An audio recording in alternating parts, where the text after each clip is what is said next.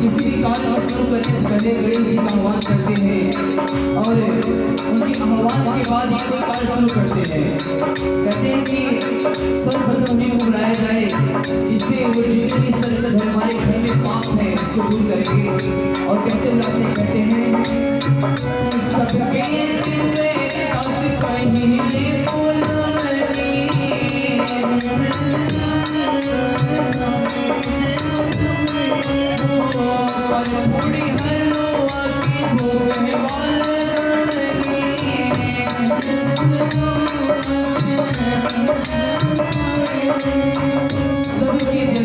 पहले बुलवनी और पान पूरी हलवा की भुटवा लगौनी। बहुत ही पसंदीदा उनका है।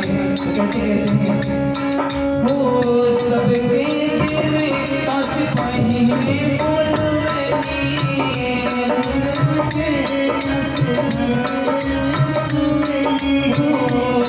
पूरी हलवा की भोगने वाले